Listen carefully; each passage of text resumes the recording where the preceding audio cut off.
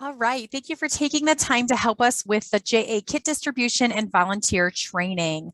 We want to just take a little bit of time today to cover the material contents that we sent you, talk through the steps of kit distribution and new volunteer training, as well as showcase some things on Zoom. In the package of materials that we sent you, everything is in 4 main folders, and you'll notice that there is a cover letter that explains what everything is. We're going to take a look at each folder. First of all, you'll see the setup and logistics kit pickup and training location site document. Just know that this has been updated and will continue to be updated as needed until we get everything distributed and trained.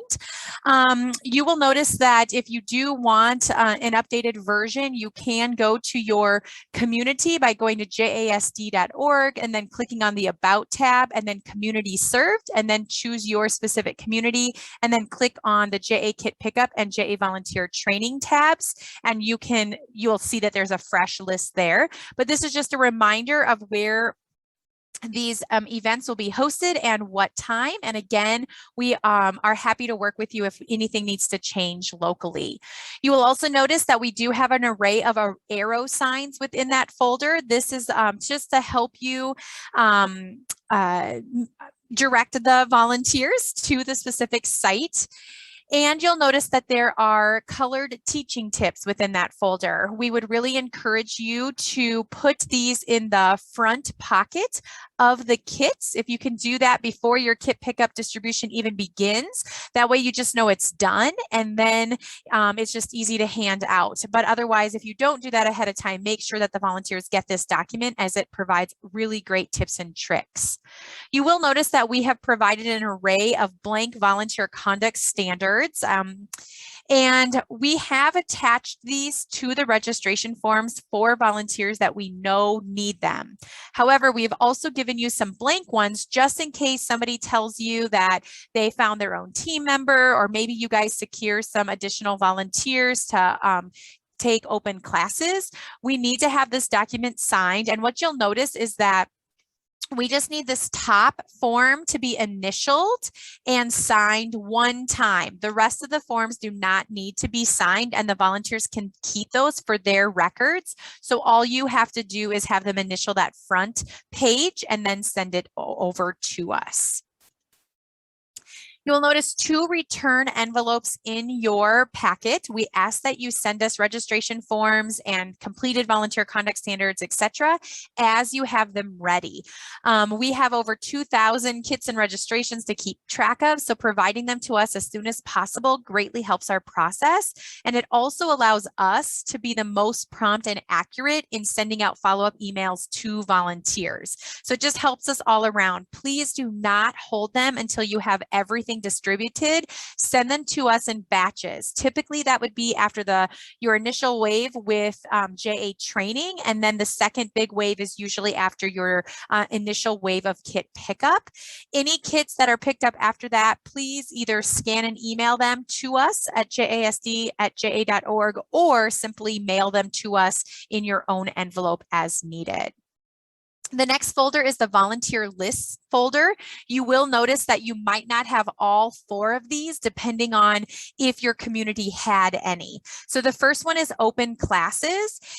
Just know that some of these may have been filled in the meantime, but we would really encourage you to showcase open classes at your kit distribution and your new training. A lot of times volunteers might know of somebody who's actually has students in that class, or they might be willing to teach another second grade if they can spread them out and do one before Christmas and one after Christmas. So you just never know who might have a connection to somebody who might take a class. So we'd really ask for your help in celebrating that these classes still have volunteer needs.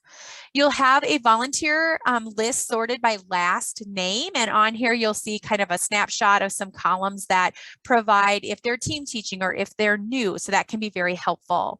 We also sorted that same list by company. This is particularly helpful if someone comes in and is willing to take kits for colleagues. You can just see at a glance who else they might be able to pull for. And finally, if you have a list of team teaching volunteers, you are going to see that list as well. So it's going to help you identify who shares a kit so that you don't accidentally give out 2 for that classroom. The registration forms folder is going to have lots of great information. First, you're going to see a cover page that does walk you through the process. That high-level process is that you're going to pull the volunteer registration form, have them review the information, make sure that kit identification tag matches the curriculum listed on their registration form specifically, ensure that they have their grade-specific teaching tips document in the outside pocket of the kit, and if not, make sure you provide it separately. And then again, whoever is giving out that kit, you want to make sure that if they are team teaching with another volunteer, that you pull that teammate's registration form to mark that the kit has been picked up. So that's the overall feel. You're going to notice that we have green forms for new volunteers. So if your training is at a separate location from your typical kit pickup, you'll want to make sure to send those registrations with the training coordinator. The yellow forms are for past volunteers. You're going to notice a blue sheet that shows alternate volunteers. These volunteers have not yet taken a class. They were people who were willing to be on the backup alternate list to be potentially considered throughout the school year, but they did not want to be placed right away. And then you'll notice we have some gray extra blank forms as well. These can be particularly helpful if for some reason you can't find someone's form. Maybe they picked up a class after we've mailed them to you. Maybe an alternate volunteer ends up picking up a class, etc. So we just provided some extras that you could just start fresh if need be. And then we also wanted to highlight that there are some programs that do not actually have kits to pick up because they are digitally based. And so JA staff will be working directly with those volunteers.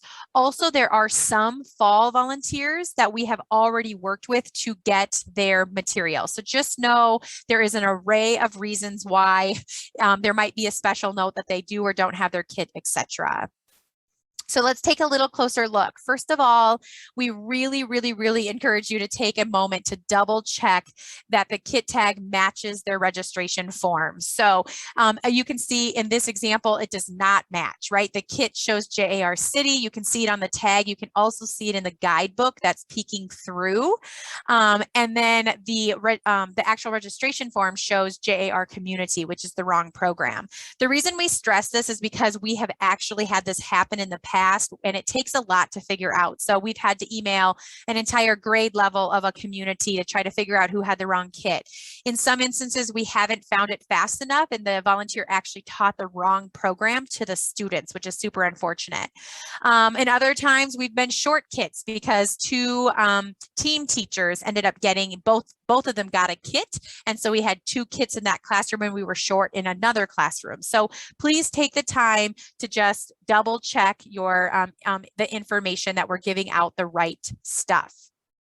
So what do you actually do when you give this form to the volunteer? Have them take a look at all of their contact information first of all. If there's anything that's wrong, please just have them cross it off and handwrite it next to it, especially with everybody working remotely this last year and all the wonkiness that has changed because of the pandemic. We realize that some of our information is going to be a year outdated. So make sure that they give us the information that they want.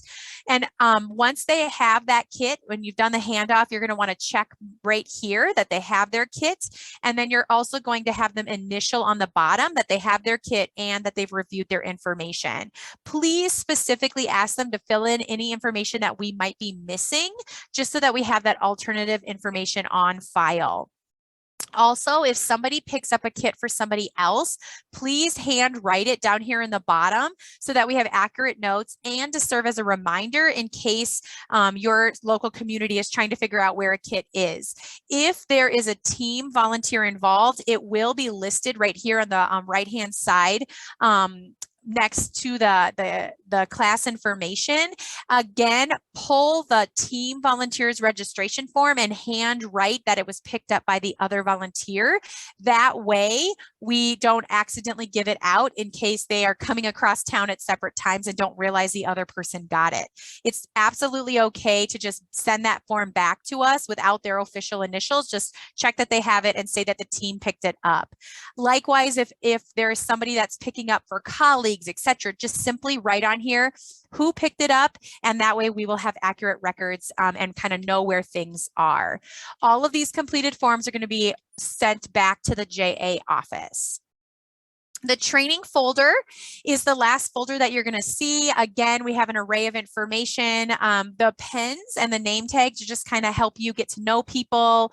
We do have a written accessing the Zoom platform sheet in there. We realize some of you guys are hosting not at your own site. So in case you're working with somebody's tech team and you can't access your email for the direct link, that will help you get on.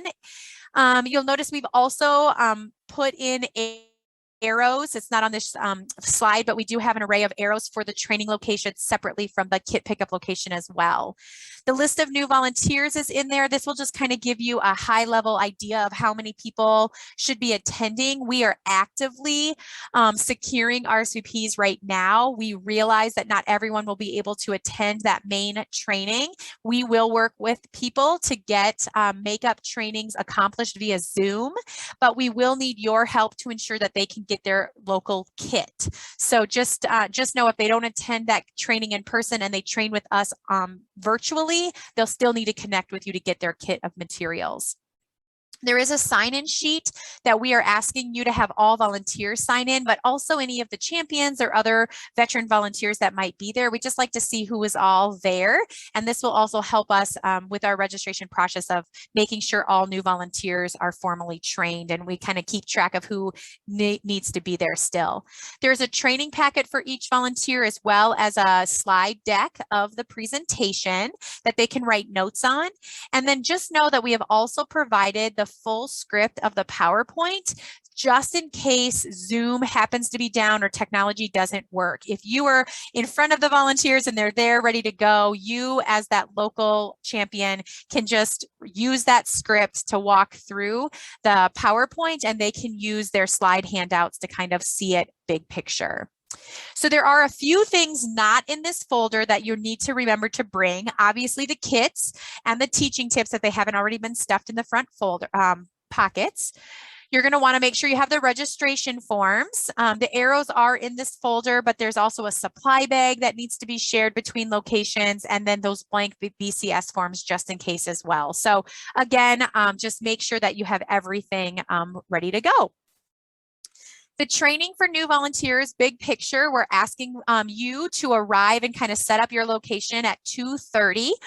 This is Central Standard Time. Obviously, we've got people across the state, so just account for Mountain Time if needed. But for registration, we're asking the volunteers to come at 2:45.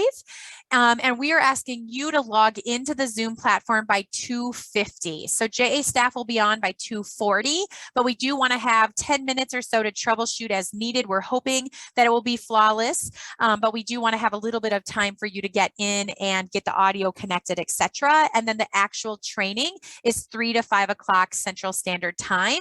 JA plans to talk for like the first hour and 15 minutes or so, and then we'll be turning it over to you locally.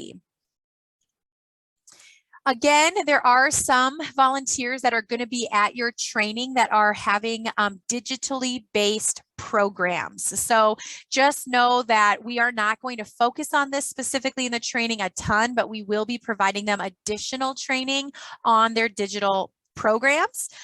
There is in some cases a printed material kit as well, and other times there is no kit of material. So again, everybody's a little different, but JA staff will make sure that volunteers have what they need to access the platform and obtain the resources they need for their specific program.